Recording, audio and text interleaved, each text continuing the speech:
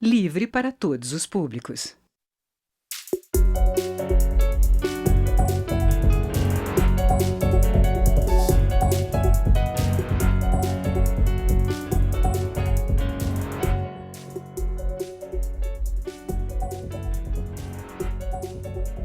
Olá! Quando se fala em impostos, há quase consenso. Pagamos muito para pouco retorno em serviços. Mas como um país tão desigual como o Brasil pode oferecer atendimento público de qualidade e reduzir a carga tributária? Como evitar que os mais pobres paguem mais impostos que os mais ricos? A fórmula apontada é uma reforma tributária, em estudo desde a Constituição de 1988. E é sobre esta proposta que nós conversamos hoje com os deputados Joséildo Ramos, do PT da Bahia, e Hildo Rocha, do MDB do Maranhão, presidente da Comissão Especial da Reforma Tributária. Eu sou Daniela André e convido você a acompanhar esse bate-papo aqui no Câmara Debate, pela TV e pela Rádio Câmara. Deputados, bem-vindos ao Câmara Debate. Vou lançar aí o desafio para o deputado que é presidente da comissão e depois para o deputado Joséildo, que também é integrante. Deputado Hildo Rocha, como pagar menos imposto e receber mais serviço? Simples, cortando a porta da sonegação e da elisão fiscal. É simples. Hoje o Brasil tem uma sonegação fiscal beirando os 500 bilhões de reais por ano, o que faz com que o imposto sobre consumo, ele torna o nosso sistema bastante regressivo, o que faz com que nós tenhamos o sistema tributário mais injusto do mundo. Justamente por isso, porque acaba que tem que estar sacrifica-se em cima justamente dos mais pobres, que é quem mais paga imposto proporcionalmente no nosso país. E isso nós temos que alterar. E essa alteração se dá justamente no sistema, o sistema que está na Constituição Federal. Esse nosso sistema, ele foi incorporado pelos constituintes de 88, os constituintes que elaboraram e aprovaram, promulgou-se a nova Constituição, que ela é de 67. Era boa na época, mas houveram muitas mudanças. E de 88 para cá mesmo é que houveram várias mudanças e tornou o sistema muito perverso para as pessoas mais pobres, classe média, pobre é quem paga. E abriu esse buraco, uma porta enorme para sonegação e para elisão fiscal. E isso nós temos que corrigir, fazer com que a carga tributária possa diminuir, mas diminuir no momento em que aumentar a arrecadação, sem aumento de alíquota, sem novos impostos. E essa é a proposta do deputado Baleia, a PEC 45, que nós estamos trabalhando nela. Foi instalada essa semana a comissão e vamos presidir o trabalho. Tem o Aguinaldo como relator dessa PEC, Aguinaldo Ribeiro, que eu tenho assim, uma convicção que fará um grande trabalho. Lógico que é uma proposta que entra, a meu ver, muito boa, mas que pode ser melhorada.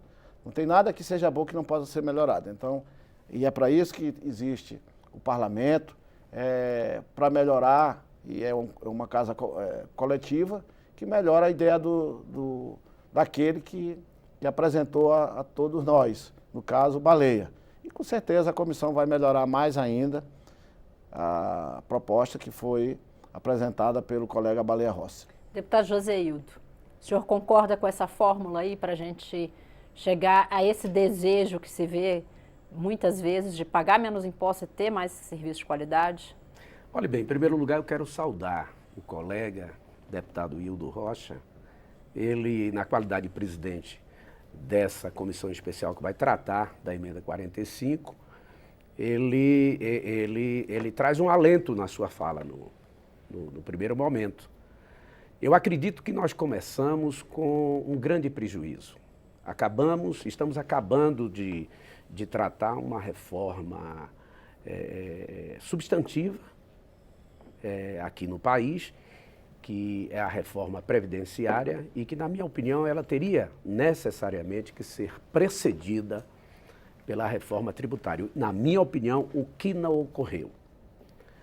O deputado Hildo Rocha, de maneira assertiva, coloca claramente que nós temos o pior sistema tributário do mundo. Nós, enquanto na qualidade de ex-prefeito, sabemos o que significa a hiperconcentração de receitas arrecadadas pela União, ferindo de morte o pacto federativo. Então nós teremos uma oportunidade de abrir para que haja permeabilidade dos diversos olhares daqueles que representam a nossa população, a academia, para que a gente possa, cada um com seu olhar, coloque claramente a possibilidade de estar robustecendo essa iniciativa, que, na minha opinião, ela trata, no cerne do que veio para cá, da gestão administrativa de impostos indiretos, que são aqueles que são, na sua essência, os mais regressivos. Eu acho que a esperança é muito grande, repito e sublinho de maneira categórica, de que é certo que tínhamos que fazer arrumação, ajustes na questão previdenciária, mas nós buscamos recursos daqueles que pouco têm, porque a gente não visitou as possibilidades que estariam na nossa frente a partir da necessária e antecedente reforma tributária. A gente já levantou, e os senhores já levantaram vários pontos. Queria começar perguntando ao deputado Eudo Rocha sobre a questão da regressividade e essa concentração que nós temos de impostos no consumo, que leva a que tanto quando você vai comprar um óculos, seja qual fosse o rendimento, você vai pagar a mesma proporção de impostos. Isso vai ser enfrentado na proposta, deputado? Sim, será enfrentado para que aqueles telespectadores da TV Câmara entendam um pouco melhor a respeito da regressividade. Algumas pessoas já me questionaram sobre isso. Para ficar mais claro, o imposto, o tributo, existe para melhorar a condição social de toda uma comunidade e fazer o Estado funcionar e diminuir as desigualdades que existem pela economia, que é gerada e tem como consequência social. O tributo se paga para o Estado funcionar. O Estado, quando eu digo, é a figura estatal, município, Estado e a União, para que ele possa oferecer os serviços públicos. Para isso que existe o imposto.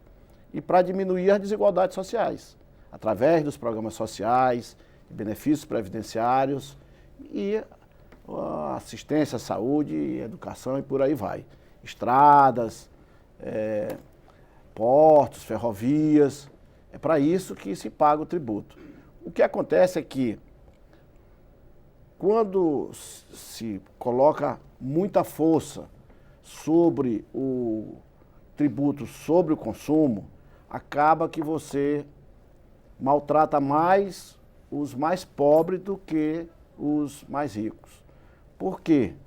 Primeiro, para que as pessoas entendam melhor ainda, você só pode tributar em cima de 3 bases. Só tem 3 bases de tributação. É o consumo, é a renda e é o patrimônio. Então nós estamos aqui no nosso país com uma incidência tributária enorme em cima da base consumo. E é justamente esse ponto que nós temos que corrigir para diminuir a regressividade. Até porque o imposto sobre patrimônio no Brasil, ele já é progressivo. À medida que a pessoa tem a casa no lugar mais caro, num bairro mais caro, e que tenha uma construção maior, ele vai pagar mais do que a mesma coisa imposto de renda, embora na nossa renda tenhamos algumas distorções que podem ser corrigidas. Aí, quando a pessoa vai comprar no supermercado, você falou aqui, 1 quilo de sal. É o mesmo preço para um e para outro, para o rico e para o pobre. Nesse quilo de sal, o pobre está pagando tributo para consumir o mesmo tanto que o rico. Aí é que entra a regressividade. Por quê? Porque o que as pessoas mais pobres, que ganham até 2 salários mínimos, recebe no final do mês, ele leva todo para o consumo.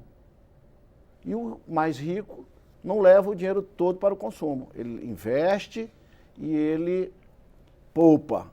Ao poupar, ao investir, ele já não vai pagar a mesma quantidade de tributo. Ou seja, quem recebe até 2 salários mínimos paga 100% da sua renda para o consumo e paga, consequentemente, 100% do que ele ganha de imposto do consumo. Então, é aí que está o grande problema. E o que fazer? Se você diminui a alíquota ou zera a alíquota, você continua cometendo a mesma regressividade. Então, qual é a solução apontada aí na proposta do Baleia e que tem apoio aí de estudos de tributaristas que fizeram esse trabalho, que um deles é o Bernardo Api, que coordenou esse trabalho. Qual é a forma encontrada? A forma encontrada é as pessoas que sejam mais pobres, que tenham recebem menos que 2 salários mínimos, eles vão no mercado, vão na mercearia, vão no supermercado, na feira, vão adquirir os seus produtos da cesta básica. Ao adquirir, eles vão cadastrar ali o seu CPF. No final do mês, ele vai receber de volta aquilo que ele pagou. Exemplo, se ele pagou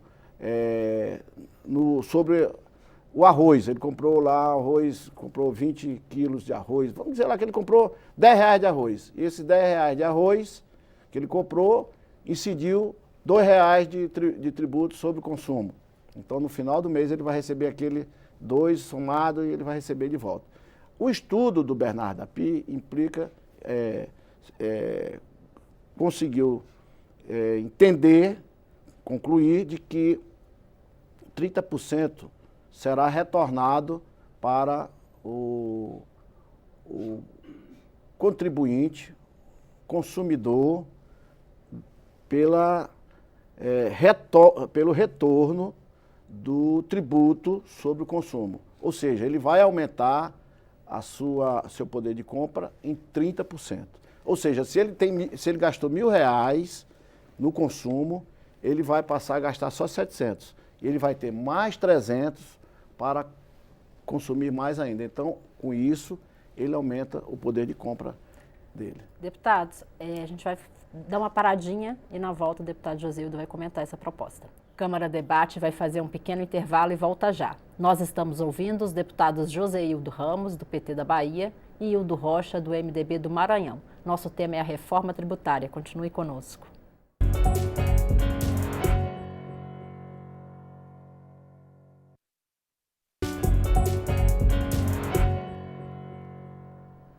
Câmara Debate está de volta. Hoje nós estamos conversando sobre a reforma tributária com os deputados Joséildo Ramos, do PT da Bahia, e Hildo Rocha, do MDB do Maranhão. Deputado Joséildo, antes da gente fazer o intervalo, o deputado Hildo Rocha comentava sobre a possibilidade de se restituir parte do imposto que está embutido nos produtos. Porque hoje, quando a pessoa vai e compra um quilo de arroz, parte daquele 1 quilo de arroz ela está pagando impostos, né? E tem pessoas que ganham menos e aquele quilo de arroz ocupa maior parte do salário dela do que da pessoa que tem um rendimento maior. O senhor acha que essa alternativa que o deputado Hildo Rocha apontou, de ter-se uma restituição, se devolver parte do que a pessoa pagou em impostos sobre a cesta básica para a renda baixa até 2 salários mínimos, é uma saída? Eu vou nessa direção que você propõe aqui no debate, na nossa conversa, e pegando o gancho que o deputado Hildo tratou do consumo, então quase tudo aquilo que o camarada que vai no supermercado comprar, está lá o imposto. Vamos trabalhar o exemplo do sal. Eu ganho um salário mínimo, eu vou comprar na venda, no mercadinho, no supermercado, 1 quilo de sal, que é o que eu vou precisar. Mas alguém que é rico, que ganha 100 salários mínimos, olha, eu ganho 1, mas o outro que ganha 100 salários mínimos, na casa dele, que às vezes e quase sempre tem menos gente do que na minha, o pobre ainda tem mais filhos e mais dependentes do que o rico normalmente. Então aquele quilo de sal que eu vou consumir e que o rico não precisa consumir mais do que 1 quilo de sal, representa para aquilo que eu ganho 1 salário mínimo, muito. Então eu estou pagando o imposto pelo quilo de sal que eu comprei, mas eu só ganho 1 salário mínimo. O outro, se eu moro numa cidade de 2, 3 mil habitantes, pode comprar sal para a cidade inteira. E o imposto que ele vai pagar ainda vai ser menor do que o meu, porque o quilo de sal, para mim, que ganho um salário mínimo, é muito em relação ao que ele pagou no mesmo quilo de sal, que é só isso que ele precisa na sua casa.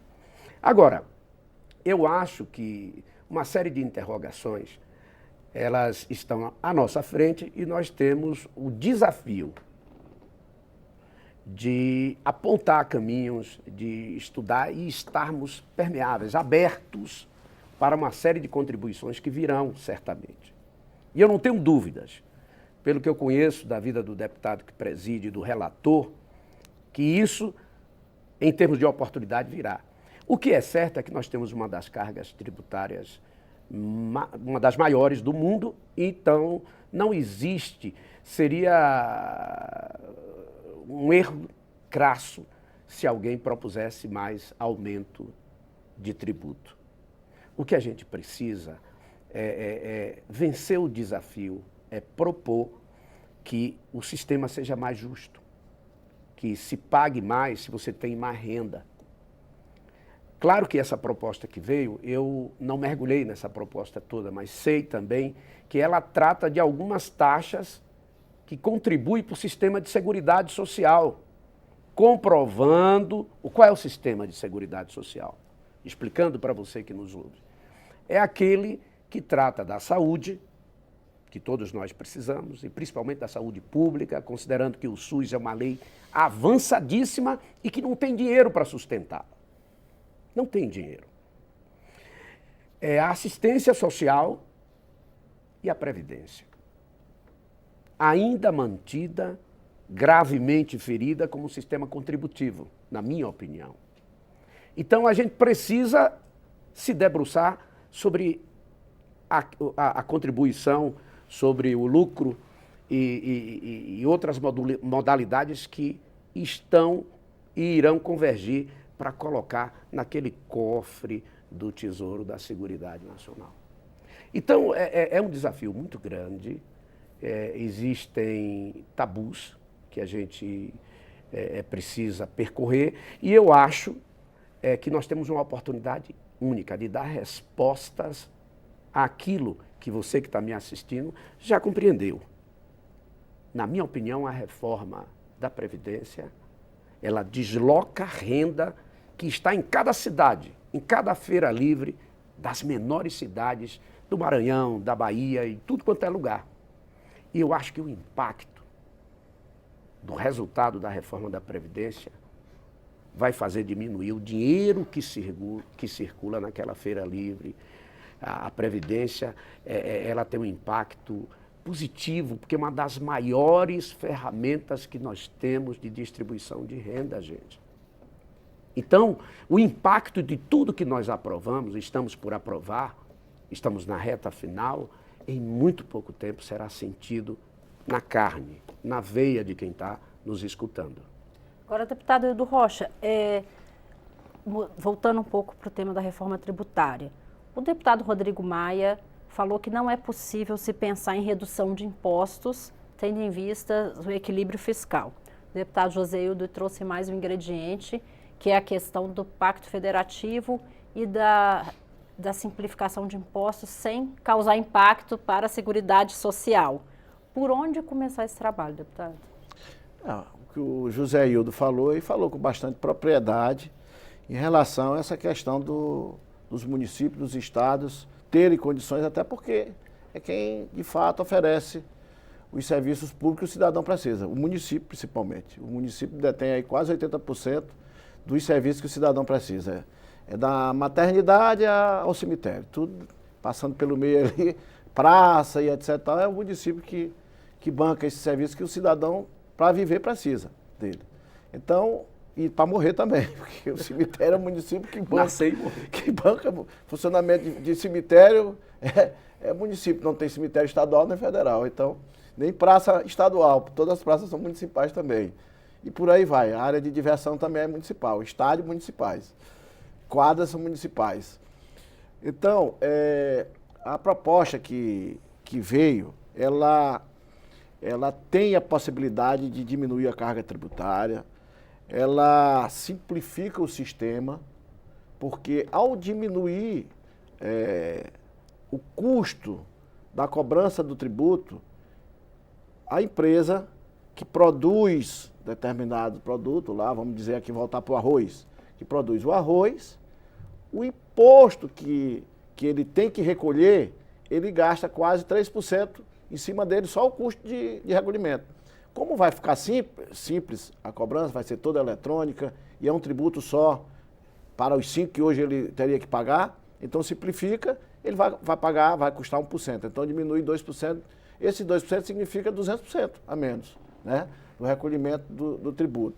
E isso já vai fazer com que o produto final diminua o preço, o que faz com que o Brasil ganhe competitividade, ganhe condições de produzir para disputar mercado para fora. Além do nosso mercado interno, que hoje já tem uma concorrência com os produtos estrangeiros, nós vamos ter condições de competir lá fora. Agora, diminuir a carga tributária nesse momento, ou seja, diminuir as alíquotas, ela é muito difícil, porque depende muito do recolhimento. Se acabar, como nós pretendemos, a sonegação e a elisão fiscal, nós vamos ter condições de diminuir. Mas se isso não ocorrer, na situação atual é difícil, porque o que você arrecada está de acordo com o que você gasta. E a despesa, ela é relacionada ao tamanho do Estado. E o tamanho do Estado, quem tem que dizer é a população.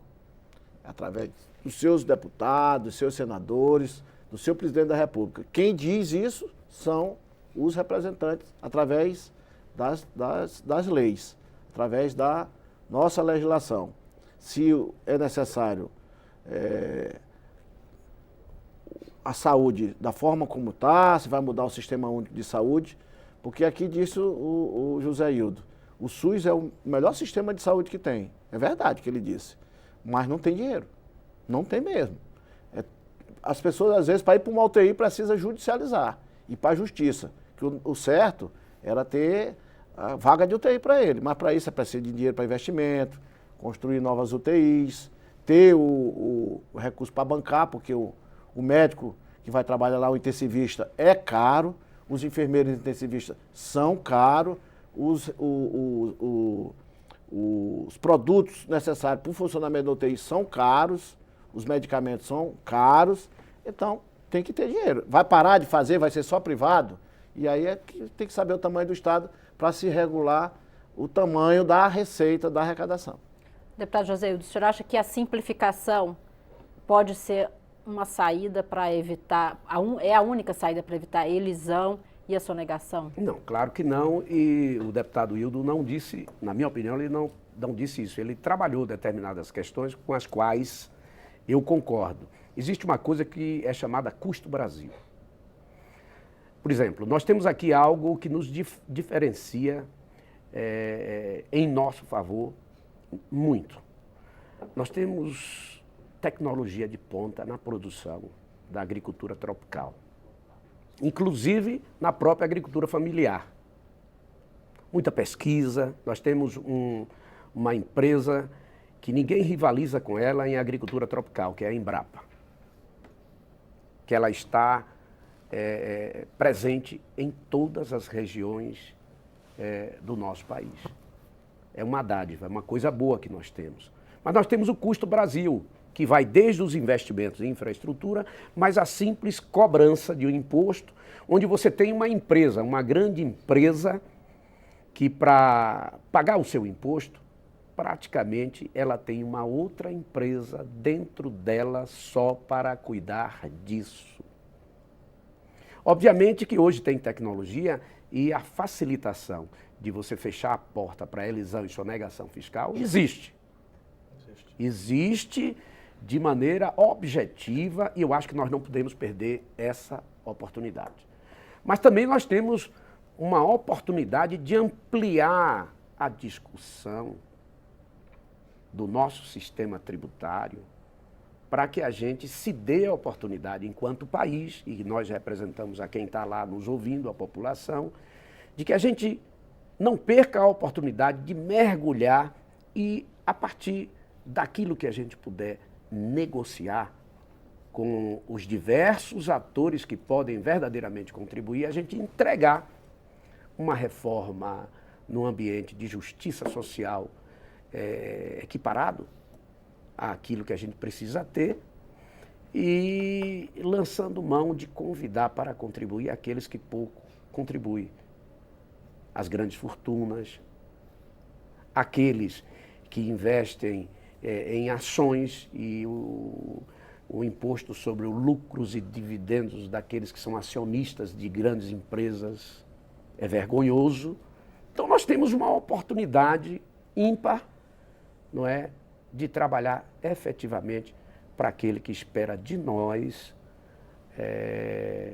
não só o presente, mas a ação. Estamos presentes, estamos agindo em favor daqueles que esperam há muito tempo por algo que efetivamente promova a justiça social. Deputado, a gente está chegando no fim. Queria que o deputado Hildo Rocha encerrasse falando rapidamente qual a expectativa aí de prazo para a votação da reforma na comissão. Olha, nós vamos em agosto iniciar efetivamente os trabalhos com reuniões, com audiências públicas, ouvindo especialistas, os governadores, os prefeitos, secretários, ministros.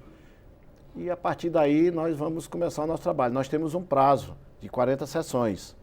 Então esse prazo esgota lá para o mês de outubro.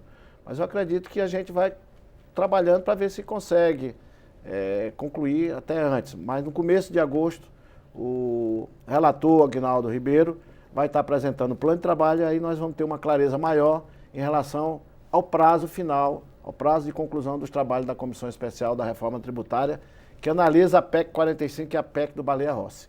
Obrigada, deputados, pela participação. Câmara Debate termina aqui. Eu sou Daniela André e conversei sobre reforma tributária com os deputados José Hildo Ramos, do PT da Bahia, e Hildo Rocha, do MDB do Maranhão, presidente da Comissão Especial da Reforma Tributária na Câmara.